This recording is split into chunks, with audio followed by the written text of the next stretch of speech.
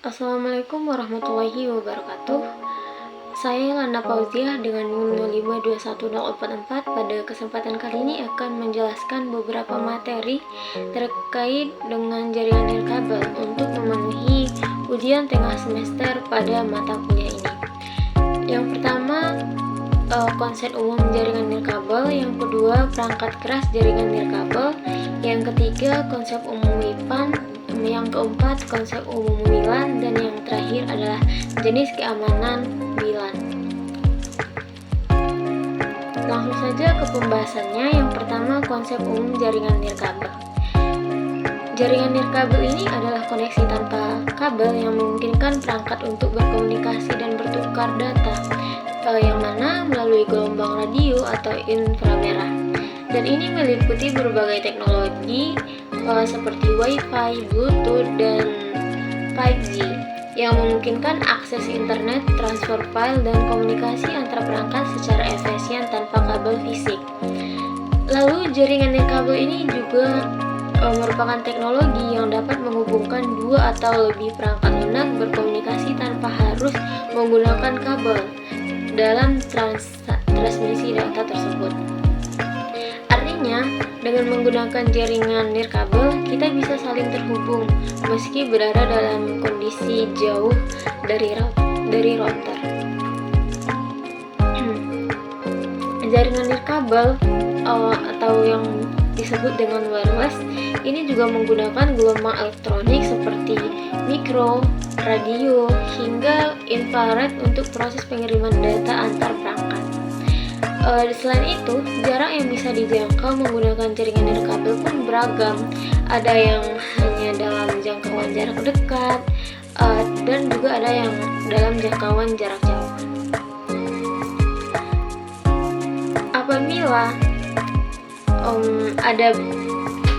Apabila kita belum mengikuti atau mengetahui, mungkin sebenarnya kita bisa memiliki suatu barang yang sudah memiliki teknologi jaringan nirkabel seperti smartphone, yang mana di dalamnya itu mendukung Wi-Fi dan juga Bluetooth. Bila dibandingkan dengan jaringan nirkabel seperti komputer yang harus menggunakan kabel ketika ingin tersambung ke internet, tentu akan lebih efisien ketika menggunakan jaringan nirkabel tersebut. Dan yang berdasarkan jangkauannya ini, jaringan nirkabel memiliki 4 jenis, yang diantaranya tuh seperti WLAN, yang mana WLAN merupakan atau biasa dikenal dengan Wireless Local Area Network, yang memungkinkan dapat menghubungkan dua atau lebih perangkat untuk saling bertukar data dan informasi. Lalu jaringan WLAN ini juga menyediakan koneksi melalui access point dengan SSID untuk jaringan internet yang lebih luas, dan biasanya WLAN ini dipakai pada tempat-tempat yang wilayahnya kecil seperti perkantoran, sekolahan, bandara, perpustakaan, dan sebagainya. Dan yang kedua ada WMAN, yang mana ini biasa dikenal dengan sebutan Wireless Metropolitan Area Network, dan jaringan ini dapat saling menghubungkan di beberapa titik pada wilayah metropolitan. Dan contohnya seperti gedung perkantoran A dengan gedung perkantoran B, atau bisa juga jaringan ini dapat menjangkau satu kota sekaligus. Yang ketiga, jaringan WWAN, yang biasa dikenal dengan Wireless Wide Area Network, yang dapat digunakan oleh pengguna dan terkoneksi ke jaringan pribadi atau publik dari jarak yang cukup jauh. Jangkauan dan luasnya ini mencapai hingga 1 negara karena menggunakan sistem satelit. Contohnya adalah 2G, 3G, dan sebagainya. Yang keempat, jaringan WIPAN. Jaringan WIPAN ini biasa dikenal dengan Wireless Personal Area Network, adalah jaringan nirkabel yang jangkauannya paling kecil karena bersifat mendadak.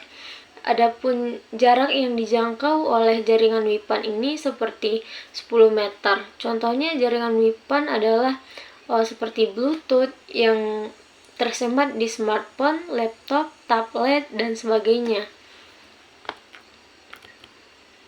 Kemudian fungsi jaringan nirkabel ini juga sebenarnya jaringan nirkabel ini memang umumnya sama dengan jaringan nirkabel jaringan kabel, yaitu seperti jembatan penghubung antara perangkat agar bisa bertukar data atau terkoneksi oleh internet.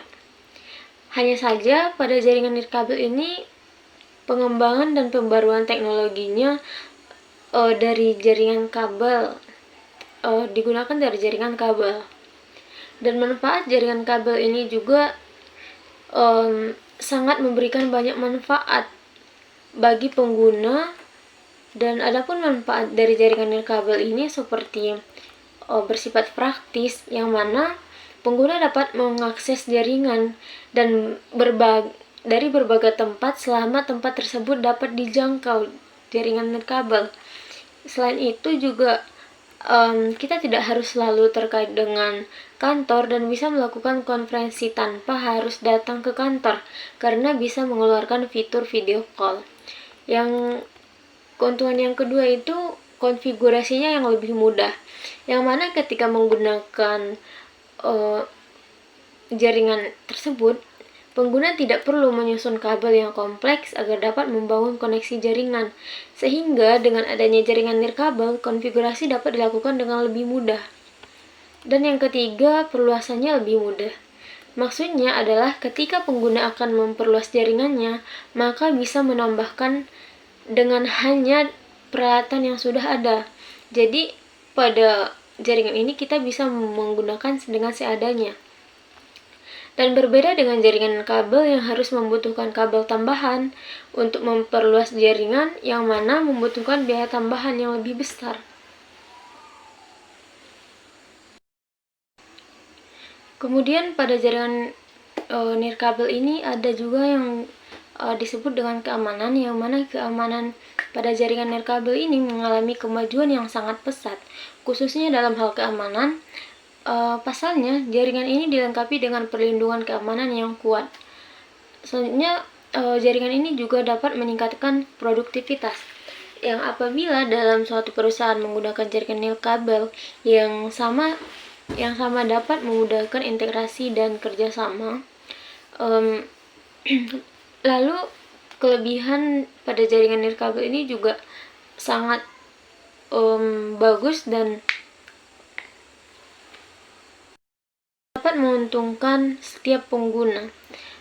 Seperti yang sudah kita ketahui bahwa jaringan nirkabel ini memberi banyak kelebihan kepada pengguna, seperti kelebihan yang ditawarkan jaringan nirkabel. Jaringan nirkabel ini juga lebih mudah dikembangkan dan diperbaiki ketika mengalami penggunaan dan tidak membutuhkan peralatan atau kabel yang mahal, dan biaya atau maintenance lebih terjangkau sehingga dapat menjangkau daerah-daerah yang terpencil. Tidak membutuhkan tempat yang luas, kecepatan transfer stabil meski tanpa kabel, dan kekurangan jaringan nirkabel ini seperti kekurangan jaringan nirkabel ini sebenarnya menawarkan banyak kelebihan, tetapi jaringan nirkabel juga masih tidak lepas dari kekurangan yang dimiliki. Dan kekurangan nirkabel seperti biaya pengembangannya mahal walaupun lebih mudah dilakukan, dan cuaca sangat berpengaruh pada jaringan nirkabel sehingga tak jarang ditemui ketika hujan dan petir, jaringan akan mengalami gangguan. Kemudian keamanannya yang tidak sekuat jaringan kabel, dan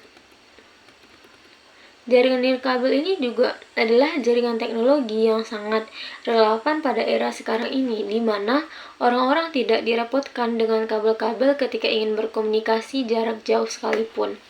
Dan tak hanya itu, jaringan nirkabel adalah solusi bagi yang banyak pengguna yang mengedepankan kemudahan dan efisiensi penggunaan jaringan untuk berkomunikasi. Dan meskipun tentunya banyak manfaat dan kelebihan yang didapatkan, dan pengguna juga harus dapat berkompromi dengan beberapa kekurangan yang dimiliki. Nah, apabila teman-teman ingin menggunakan jaringan nirkabel atau yang masih jaringan kabel untuk melakukan atau mengakses internet, maka pastikan selalu berhati-hati ketika mengakses suatu website. Karena tidak semua website memiliki keamanan yang baik. Website yang aman adalah website yang sudah terpasang sertifikat SSI karena yang sudah terpasang sertifikat SSL karena SSL ini berperan untuk menganskripsi data user dan klien agar tidak mudah dicuri oleh penjahat cyber. Seperti yang kita ketahui bahwa penjahat cyber sekarang ini sudah bertebaran di mana-mana dan mereka bisa melakukan atau mengakses apapun itu dari manapun, sehingga penjahat itu ada di mana-mana dan sasarannya bisa dia dapat di mana saja. Nah, jadi bagi pemilik website yang belum memasang SSL, silahkan mengunjungi gudang SSL karena di situ menyediakan beragam sertifikat SSL dengan harga yang lebih terjangkau.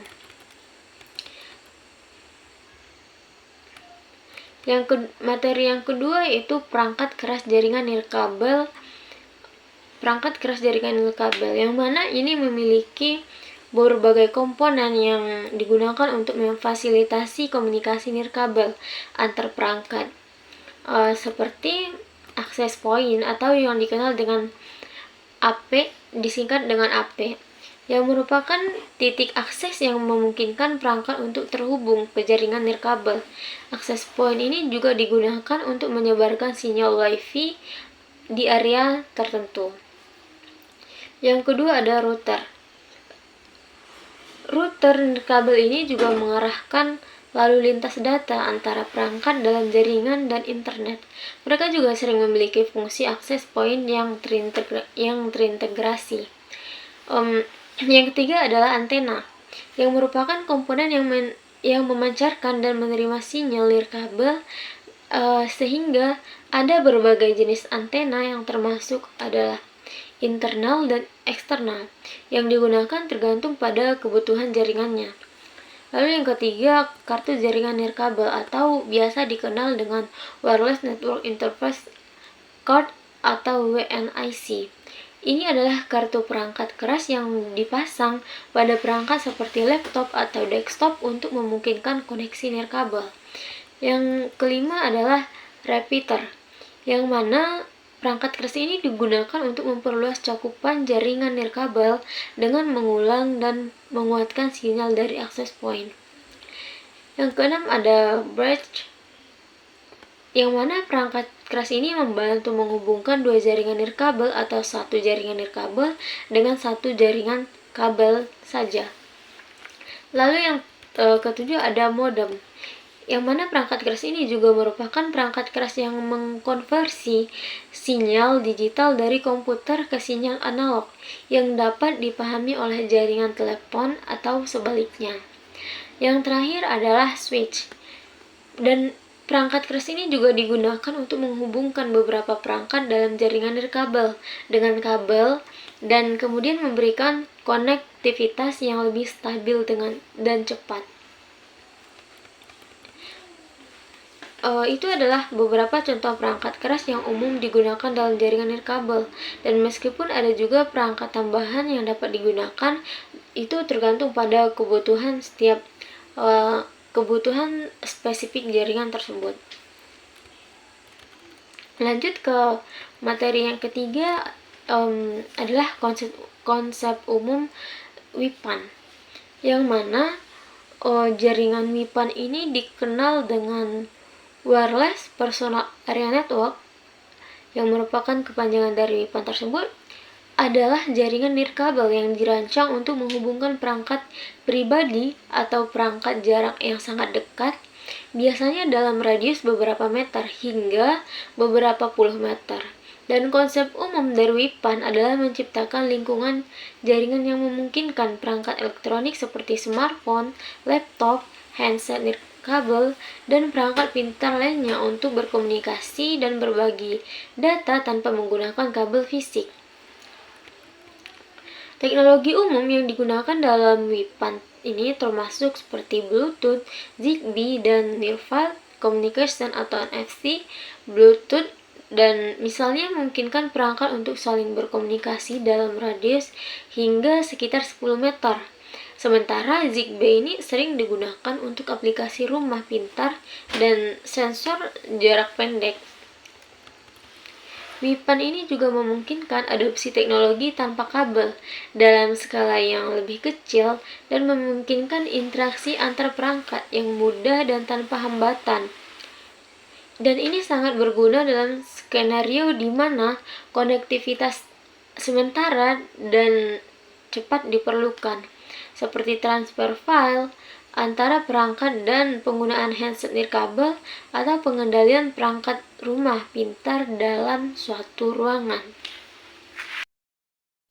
Kemudian pada jaringan WIPAN ini terdapat ada yang disebut dengan pengenalan teknologi dan standar WIPAN, yang mana pada era digitalisasi ini komunikasi menjadi lebih nyaman dengan bantuan teknologi inovatif atau Wireless Personal Area Network (WIFANS). Dan inovasi ini tidak hanya menghadirkan kemudahan tetapi juga memungkinkan interaksi cepat antara perangkat dalam kehidupan kita sehari-hari, sehingga kemajuan terkini telah dicapai seiring dengan terus berkembangnya teknologi dan standar dalam membentuk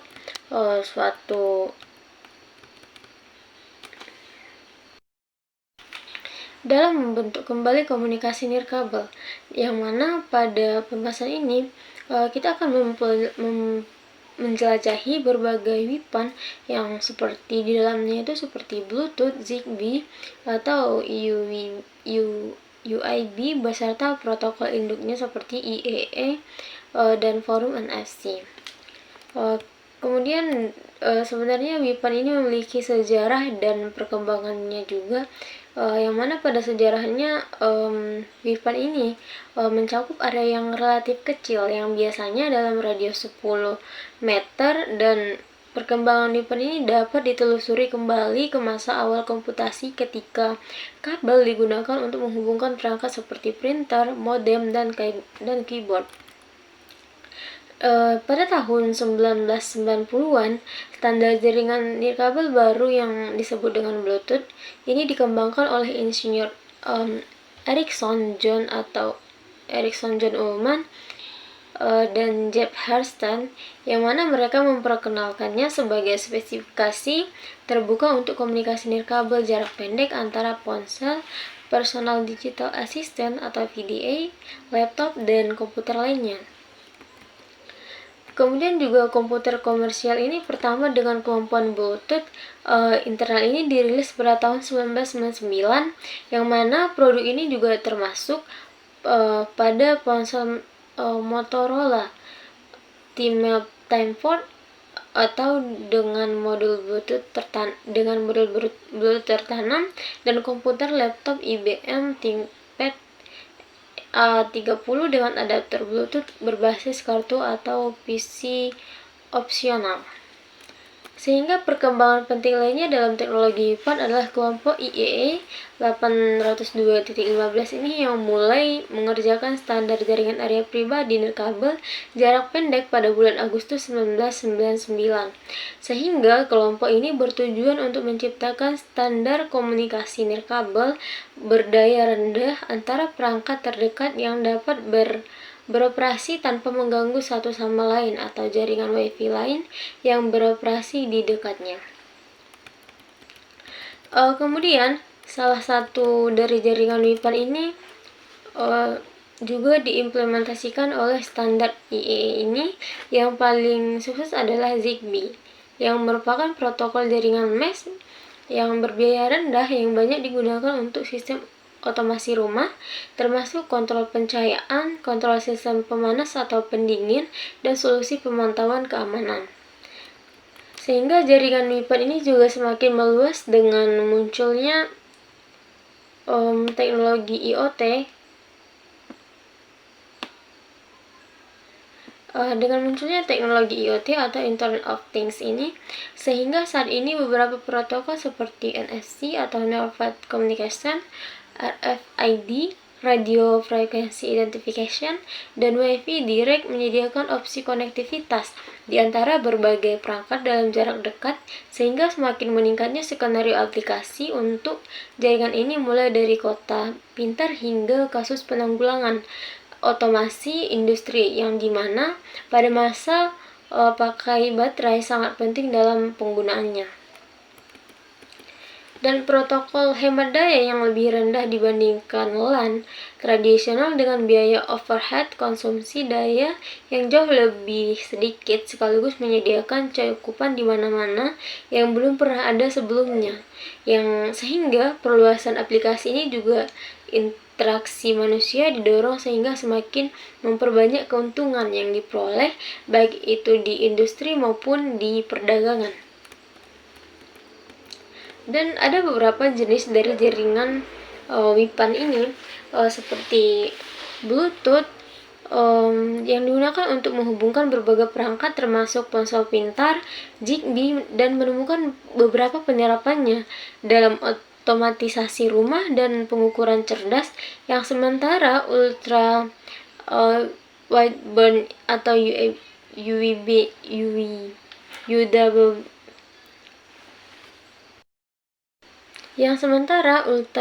ultra wideband ini menyediakan komunikasi kecepatan data jarak pendek yang cukup tinggi. Kemudian Bluetooth ini, yang mana sejak awal kemunculannya hingga saat ini Bluetooth tetap menjadi salah satu teknologi WIPAN yang paling banyak digunakan hingga saat ini, yang dikenal dengan mudah digunakan dan memiliki kemampuan konsumsi daya yang rendah, sehingga kompatibel dengan berbagai gadget seperti laptop, ponsel cerdas, perangkat yang dapat dikenakan dan lainnya, menjadikan alat penting untuk komunikasi nirkabel dan modern. Misalnya BLE atau Bluetooth Low Energy, dan yang memungkinkan produk teknologi yang dapat dikenakan atau jam tangan pintar atau pelacak kebugaran yang berkomunikasi secara efisien tanpa menghabiskan masa pakai baterai dengan sangat cepat. Lalu dengan setiap versi baru yang diluncurkan ini, termasuk teknologi ini juga berkembang dan merespon kebutuhan pengguna secara efektif, hingga dengan menyediakan solusi konektivitas yang andal, misalnya penerapan jaringan mesh mendorong koneksi yang banyak dibandingkan pemasangan tradisional yang memperluas kemungkinan aplikasi yang mencakup sistem berbasis IoT di rumah atau otomatis industri skala besar, yang dimana setiap banyak node ini memerlukan tautan spektrum jaringan yang sangat mulus. Dan Zigbee di sini itu merupakan suatu teknologi nirkabel berdaya rendah yang paling banyak digunakan di WIPAN, yang mana hal ini memungkinkan transmisi paket kecil yang andal sehingga ideal untuk otomatisasi rumah atau aplikasi sistem kontrol gedung. Zigbee ini dapat mendukung ribuan perangkat yang terhubung secara bersamaan tanpa memengaruhi kecepatan atau latensi throughput. Dan yang terakhir ada UWB ini, yang termasuk teknologi yang sangat populer dan yang digunakan oleh WIPAN adalah UWB yang memanfaatkan frekuensi spektrum luas untuk mentransfer data dalam jumlah besar dengan cepat dalam jarak yang lebih pendek tanpa memerlukan sistem penentuan posisi eksternal seperti GPS, dan hal ini menunjukkan dan menjadikannya itu sebagai sebuah solusi bahwa mudah dan yang terutama digunakan oleh industri terkait IoT ini, yang juga banyak terlibat dalam berbagai bidang seperti rumah pintar, di mana lokasi setiap pengguna ini memainkan peran penting dalam mengontrol lampu atau pengaturan suhu secara otomatis melalui layanan berbasis lokasi dalam ruangan yang memerlukan akurasi tinggi dalam sentimeter. Yang materi keempat adalah jaringan. Konsep umum dari jaringan WLAN, yang mana jaringan WLAN ini dikenal dengan Wireless Local Area Network, adalah sebuah jaringan nirkabel yang mencakup area lokal seperti rumah, kantor, atau area publik tertentu seperti bandara atau kafe. Konsep umum dari WLAN adalah menyediakan konektivitas nirkabel ke perangkat dalam jarak tertentu dari titik akses atau akses point yang terhubung ke jaringan kabel atau internet. Jaringan WLAN ini menggunakan standar seperti Wi-Fi yang memungkinkan perangkat untuk terhubung ke jaringan nirkabel menggunakan gelombang radio. Akses point ini bertindak sebagai titik akses jaringan yang memancarkan sinyal nirkabel yang dapat diakses oleh perangkat dan oleh perangkat di sekitarnya, perangkat WiFi di sekitar sinyal tersebut. Jaringan WLAN ini juga memungkinkan perangkat untuk berkomunikasi, berbagi data, dan mengakses internet tanpa kabel fisik, dan memberikan fleksibilitas dan mobilitas yang lebih besar daripada jaringan kabel tradisional. Dan ini sangat berguna bagi lingkungan yang bergerak cepat seperti kantor atau tempat umum di mana pengguna perlu terhubung ke internet dari berbagai lokasi. Dan langsung saja ke pembahasan yang kelima, jenis dari WLAN yang umum digunakan untuk melindungi jaringan. Dan di sini ada memang beberapa jenis jaringan WLAN yang umum digunakan untuk melindungi jaringan nirkabel dari akses yang tidak sah dan dari berbagai serangan. Yang pertama ada WEP atau dikenal dengan Wired Equivalent Privacy, yang mana WEP ini adalah salah satu protokol keamanan WLAN yang paling tua. Namun, WEP memiliki kerentanan yang signifikan terhadap serangan dan seringkali tidak lagi dianggap sebagai pilihan yang aman. Yang kedua ada WiFi atau dikenal dengan Wi-Fi Protected Access. WiFi ini menggantikan WEP sebagai standar keamanan WLAN yang lebih kuat. Tetapi WiFi juga menggunakan inskripsi TKIP atau Temporal Key Integrity Protocol untuk melindungi data yang dikirimkan melalui jaringan nirkabel. Dan yang ketiga ada WiFi 2, merupakan singkatan dari Wi-Fi Protected Access 3. Dan WiFi 3 ini adalah standar keamanan yang mana pada standar keamanan ini WLAN ini merupakan standar keamanan yang paling terbaru, dan pada WLAN ini menawarkan fitur-fitur tambahan untuk meningkatkan keamanan, termasuk perlindungan terhadap serangan brute force dan keamanan tambahan untuk perangkat IoT atau Internet of Things. Lalu yang kelima ada yang disebut dengan MAC filtering atau MIK. Pada MIK ini merupakan singkatan dari Media Access Control, yang mana filtering ini melibatkan atau mengizinkan untuk memblokir akses jaringan berdasarkan alamat MAC dari setiap perangkat. Namun, ini bukanlah sebuah metode keamanan yang sangat kuat karena alamat MAC ini dapat di spoof atau disebut dengan pemalsuan. Yang keenam ada VPN, merupakan singkatan dari Virtual Private Network, dan VPN ini dapat digunakan untuk menambahkan lapisan keamanan terhadap pada koneksi WLAN dengan menginskripsi lalu lintas data yang dikirimkan antara perangkat dan jaringan VPN.